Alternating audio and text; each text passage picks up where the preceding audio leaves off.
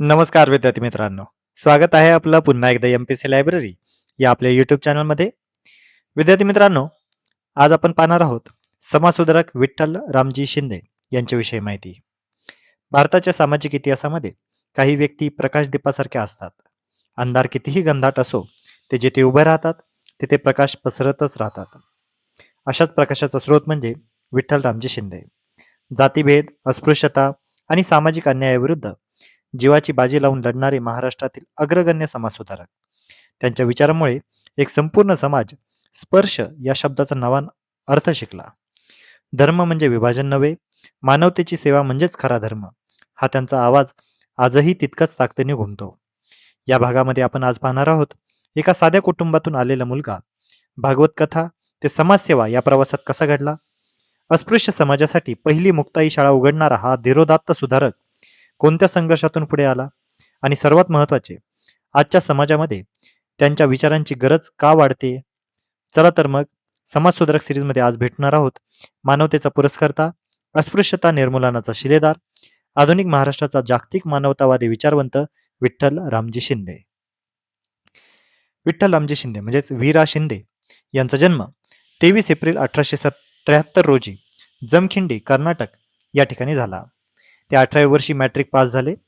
सयाजीराव गायकवाड यांची 25 रुपये स्कॉलरशिप घेऊन त्यांनी शिक्षण घेतले. त्यासाठी शिक्षण संपल्यानंतर बडोद्यामध्ये नोकरीची अट त्यांनाही होतीच. गंगाराम भाऊ मस्के यांच्या मदतीने 1893 मध्ये त्यांनी फर्ग्युसन महाविद्यालयामध्ये प्रवेश घेतला. 1898 मध्ये फर्ग्युसन महाविद्यालयातून त्यांनी BA ही पदवी मिळवली. डेक्कन मराठा एज्युकेशन असोसिएशन संस्थेतर्फे त्यांना देखील दरमहा 10 रुपयाची मदत मिळत असे. 1901 ते 1903 या कालखंडामध्ये मुंबई प्रार्थना समाज व कोलकाता ब्राह्मो समाज यातर्फे इंग्लंड येथील मँचेस्टर येथे ते धर्मशिक्षणाचा अभ्यास करण्यासाठी गेले होते. विद्यार्थी मित्रांनो, आपल्याला एमपीएससीच्या परीक्षेमध्ये किंवा कंबाईनच्या कोणत्याही परीक्षेमध्ये आपल्याला अशा पद्धतीचे वन लाईनर क्वेश्चन विचारण्यात येऊ शकतात की 1901 ते 1903 या कालखंडामध्ये मुंबई प्रार्थना समाज व कोलकाता ब्राह्मो समाज यातर्फे कोणत्या समाजसुधारकाला मँचेस्टर येथे धर्मशिक्षणाचा अभ्यास करण्यासाठी पाठवले गेले. तर त्याचं उत्तर असेल वीरा शिंदे. त्यामुळे या संपूर्ण महत्त्वाच्या घडामोडी आपल्याला माहिती असणं आवश्यक आहे.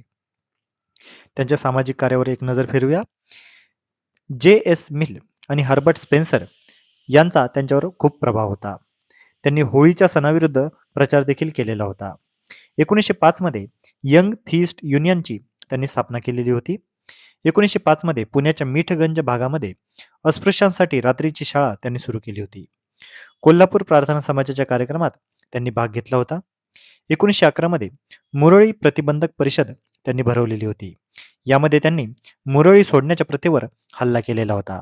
लक्षात घ्या, आपल्याला हा प्रश्न खूप वेळा विचारण्यात आलेला आहे की मुरळी प्रतिबंधक परिषद ही कोणत्या समाजसुधारकांनी भरवलेली होती. तर लक्षात घ्या, 1911 मध्ये मुरळी प्रतिबंधक परिषद ही वीरा शिंदे यांनी भरवली होती. 1916 मध्ये त्यांनी गुन्हेगार जातीची सुधारणा यावर त्यांनी पुण्यामध्ये व्याख्यान देखील दिलेले होते.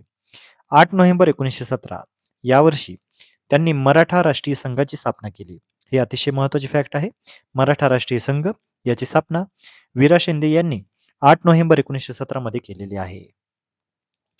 त्यांनी ब्राह्मणेतर चळवळ आणि ब्राह्मणेतर पक्ष या दोघांवरही टीका केलेली होती. त्यांनी स्त्रियांच्या सक्तीच्या शिक्षणाच्या आग्रहासाठी ज्ञानप्रकाशमधून लेखमाला देखील लिहिलेली होती. 1919 मधील पुणे महापालिकेने सक्तीच्या शिक्षणातून मुलींना वगळले होते. त्याविरोधात त्यांनी पुणे महापालिकेवर मोर्चा देखील काढलेला होता. 1920 मध्ये पुणे आणि अहमदनगर जिल्ह्यामध्ये दुष्काळग्रस्तांना मदत त्यांनी केलेली होती. 1924 मध्ये वायकोम म्हणजे जे केरळमध्ये ठिकाण आहे, तो वायकोम सत्याग्रहामध्ये त्यांनी अस्पृश्यांना मंदिर प्रवेश मिळावा म्हणून सत्याग्रह केलेला होता आणि त्यामध्ये त्यांचा सहभाग देखील मोठ्या प्रमाणात होता. बाजूच्या चित्रामध्ये वीरा शिंदे यांचा तरुणपणीचा तुम्ही फोटो पाहत आहात. 1930 मध्ये त्यांनी पुणे येथे पर्वती मंदिर प्रवेश सत्याग्रह केला होता. शाहू महाराजांच्या क्षात्र जगद्गुरू स्थापनेला त्यांनी विरोध केलेला होता. यामुळे शाहू महाराजांचा विरोध देखील त्यांनी पत्करला होता. वीरा शिंदे हे अस्पृश्यतेच्या प्रश्नाचे संशोधन करणारे पहिले संशोधक म्हणून ओळखले जातात. 1912 मध्ये पुण्यामध्ये फर्ग्युसन कॉलेजमध्ये अस्पृश्य व ब्राह्मण यांचा एकत्र सहयोजनाचा कार्यक्रम त्यांनी आयोजित केलेला होता. 1917 मध्ये मुंबई येथे नारायण गणेश चंदावरकर यांच्या अध्यक्षतेखाली भरवलेल्या सभेमध्ये महर्षी शिंदे यांनी डॉक्टर बाबासाहेब आंबेडकर यांना मानपत्र देण्यात यावे अशी मागणी देखील त्यांनी केलेली होती. 1917च्या कोलकाता येथील काँग्रेस अधिवेशनामध्ये महर्षी शिंदे यांनी अस्पृश्यता विरोधी ठराव मांडलेला होता. अस्पृश्यतेच्या प्रश्नाचे संशोधन करणारे ते पहिले संशोधक म्हणून ओळखले देखील जातात. परंतु अस्पृश्यांच्या स्वतंत्र मतदारसंघास मात्र त्यांचा विरोध होता.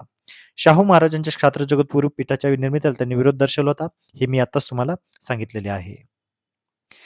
त्यांच्या कारकिर्दीतली सगळ्यात महत्त्वाची संघटना किंवा सगळ्यात महत्त्वाचं मिशन म्हणजे डिप्रेस्ड क्लास मिशन. या डिप्रेस्ड क्लास मिशनची स्थापना 18 ऑक्टोबर 1906 रोजी त्यांनी केलेली होती. या डिप्रेस्ड क्लास मिशनचे अध्यक्ष होते चंदावरकर. लक्षात घ्या, आपल्याला असं वाटू शकतं की डिप्रेस्ड क्लास मिशन हे वीरा शिंदे यांनी स्थापन केलेले होते, त्यामुळे तेच त्याचे अध्यक्ष असतील, परंतु तसे नाहीये. तर अनेक वर्षांसाठी चंदावरकर हे या मिशनचे अध्यक्ष होते, तर सेक्रेटरी मात्र वीरा शिंदे हे स्वतः होते. डॉक्टर संतूजी रामचंद्र लाड हे आद्य संस्थापकांपैकी एक डिप्रेस क्लास मिशनचे होते. डिप्रेस क्लास मिशनचे सभासद होते ह ना आपटे, रँगलर परांजपे, रमाबाई रानडे आणि गोपाळराव देवधर. या मिशनचा हेतू काय होता नेमका, तर अस्पृश्य निराश्रित लोकांना शिक्षण आणि नोकऱ्या मिळवून देणे, तसेच सार्वत्रिक धर्म, व्यक्तिगत शील व नागरिकता या गुणांची शिकवण व प्रसार करणे, विद्यार्थ्यांना औद्योगिक प्रशिक्षण देणे. विद्यार्थी मित्रांनो, लक्षात घ्या, आपल्याला एका वर्षी कंबाईनच्या परीक्षेमध्ये एक प्रश्न विचारलेला होता, ज्यामध्ये विचारलेलं होतं की डिप्रेस क्लास मिशनचे हेतू काय आहे. तर यामध्ये आपल्याला असं वाटू शकते की सार्वत्रिक धर्म हा त्यांनी सांगितलेला नसावा, परंतु लक्षात घ्या, सार्वत्रिक धर्माची शिकवण आणि प्रसार करणे हे देखील या मिशनचे एक उद्देशांपैकी एक होते. आणि एक गोष्ट महत्त्वाची ही आहे की या मिशन मागे कोणताही राजकीय हेतू नव्हता. आयोगाने बऱ्याच वेळा राजकीय पर्याय देऊन हा प्रश्न चुकवलेला आहे. त्यामुळे लक्षात घ्या, राजकीय कोणताही हेतू या मिशनच्या स्थापनेमागे नव्हता. या संस्थेचे कार्य काय आहे, तर 1922 मध्ये पुण्यामध्ये त्यांनी अहिल्याश्रमाची इमारत बांधलेली होती. या मिशन अंतर्गतच त्याचे बांधकाम झालेलं होतं. पुण्यामध्ये त्यांनी कॅम्प आणि पेठांमध्ये शाळा स्थापन केलेल्या होत्या. त्यांचा एक मुस्लिम मित्र होता, सय्यद अब्दुल कादर हा शिक्षक होता आणि वामनराव सोहनी जो ब्राह्मण मित्र होता, यांनी संस्थेच्या कार्यामध्ये हातभार देखील लावलेला होता. डिप्रेस क्लास मिशनसाठी त्यांनी तांदूळ फंड, कापड फंड आणि रुपी फंड असे वेगवेगळे फंड याची स्थापना देखील त्यांनी केलेली होती. आता डिप्रेस क्लास मिशनच्या काही परिषदा आहेत आणि त्याचे अध्यक्ष देखील होते. तर ह्या संपूर्ण परिषदा आपल्याला माहिती असणं आवश्यक आहे. तर सगळ्यात पहिल्यांदा 1907 मध्ये सुरत येथे पहिली परिषद झाली होती, ज्याचे अध्यक्ष होते सत्येंद्रनाथ बोस. त्यानंतर 1908 मध्ये चेन्नई या ठिकाणी एक परिषद झालेली होती. 1909 मध्ये लाहोर या ठिकाणी एक परिषद झालेली होती. 1910 मध्ये मद्रास या ठिकाणी एक परिषद झाली होती, ज्याचे अध्यक्ष होते गोपाळराव गोखले. 1912 मध्ये एक परिषद झाली होती, जी पुण्यामध्ये भरलेली होती आणि याचे अध्यक्ष होते भांडारकर. 1913 मध्ये एक परिषद भरली होती, जी भरली होती कराची या ठिकाणी, ज्याचे अध्यक्ष होते लाला लजपत राय. आणि 1917 मध्ये कोलकाता या ठिकाणी एक परिषद भरली होती, ज्याच्या अध्यक्ष होत्या अॅनी बेझंट. त्यानंतर इतर काही त्यांच्या कार्याबद्दल थोडक्यात माहिती पाहूया. 1918 मध्ये अस्पृश्यता निवारण परिषद मुंबई या ठिकाणी त्यांनी भरलेली होती, ज्याचे अध्यक्ष होते सयाजीराव गायकवाड. विद्यार्थी मित्रांनो, हा देखील प्रश्न खूप वेळा आपल्याला विचारण्यात आलेला आहे की 1918 अस्पृश्यता निवारण परिषद मुंबई याचे अध्यक्ष कोण आहेत, तर लक्षात घ्या, सयाजीराव गायकवाड. आणि या परिषदेचे स्वागत अध्यक्ष मात्र होते न्यायमूर्ती चंदावरकर. 1920 मध्ये नागपूर येथे अखिल भारतीय अस्पृश्यता परिषद भरलेली होती, जी भरलेली होती महात्मा गांधी यांच्या अध्यक्षतेखाली. लॉर्ड साऊथबरो यांच्या अध्यक्षतेखालील मतदान कमिटीमध्ये वीरा शिंदे व आंबेडकर यांची निवड देखील केलेली होती. तर लक्षात घ्या, हे दोन वेगवेगळे फॅक्ट आहेत. लॉर्ड साऊथबरो यांच्या अध्यक्षतेखाली जी काही मतदान कमिटी भरलेली होती, त्यामध्ये वीरा शिंदे आणि आंबेडकर, डॉक्टर बाबासाहेब आंबेडकर यांची निवड यामध्ये केली होती. आणि 1920 साली नागपूर येथे अखिल भारतीय अस्पृश्यता परिषद भरली होती, ज्याचे अध्यक्ष होते महात्मा गांधी. त्यानंतर 1920 मध्ये त्यांनी बहुजन पक्ष या पक्षाची स्थापना देखील केली होती. हा जो पक्ष होता, हा मार्क्सच्या विचारांवर आधारित होता. त्यानंतर 1924 मध्ये कौटुंबिक उपासना मंडळ हे देखील त्यांनी स्थापन केलेले होते. तर ह्या दोन्ही फॅक्ट आपल्याला माहिती असणं आवश्यक आहे. त्यानंतर त्यांच्या कारकिर्दीतली अतिशय महत्वाच्या परिषदा म्हणजे शेतकरी परिषदा.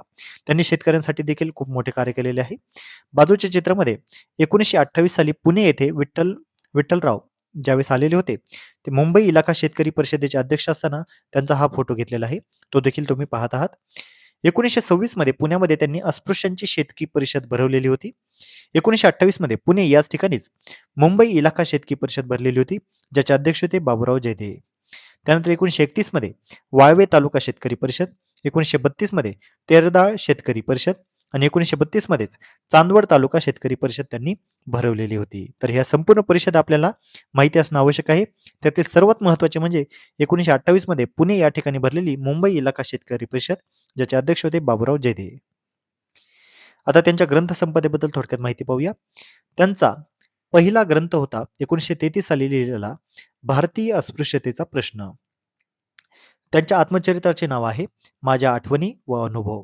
आपल्याला हे दोन्ही गोष्टी माहिती असणं आवश्यक आहे. त्यांचा पहिला ग्रंथ होता भारतीय अस्पृश्यतेचा प्रश्न, जो 1933 साली लिहिलेला होता आणि त्यांच्या आत्मचरित्राचे नाव आहे माझ्या आठवणी व अनुभव. बाजूच्या चित्रामध्ये तुम्ही भारतीय अस्पृश्यतेचा प्रश्न याचा फोटो देखील पाहत आहात. त्या व्यतिरिक्त धर्मजीवन व तत्वज्ञान हा ग्रंथ देखील त्यांनी लिहिलेला होता. तसेच त्यांचे काही लेख देखील खूप प्रसिद्ध आहेत. त्यातील महत्त्वाचे म्हणजे भागवत धर्माचा इतिहास व मराठ्यांची पूर्वपीठिका, कानडी मराठी संबंध, कोकणी मराठी संबंध अशा पद्धतीचे लेख त्यांनी लिहिलेले होते, जे अतिशय प्रसिद्ध देखील झालेले होते. तर अशा या महान नेत्याचे 2 जानेवारी 1944 या दिवशी निधन झालेले आहे. तर वीरा शिंदे यांच्याविषयीची आपण खूप सविस्तरपणे माहिती पाहिलेली आहे आणि यांच्या कार्याविषयी आपल्याला फक्त परीक्षेच्या अनुषंगानेच नव्हे, तर एकंदरीतच आपल्या सध्याच्या कालखंडामध्ये देखील यांचे विचार हे आपण आचरणास आणण्यासारखे आहेत. त्यामुळे आपल्याला यांच्याबद्दलची माहिती असणं एक स्पर्धा परीक्षा देणारा विद्यार्थी या अनुषंगानेच नाही, तर एक माणूस म्हणून देखील आपण यांचे विचार अवलंबवणे आवश्यक आहे. तर विद्यार्थी मित्रांनो, हा होता आजचा व्हिडिओ. तर अशाच अधिकाधिक इन्फॉर्मेटिव्ह कंटेंटसाठी आपल्या एम-पी-एस-सी लायब्ररी या यूट्यूब चॅनलला सबस्क्राईब करायला अजिबात विसरू नका. धन्यवाद.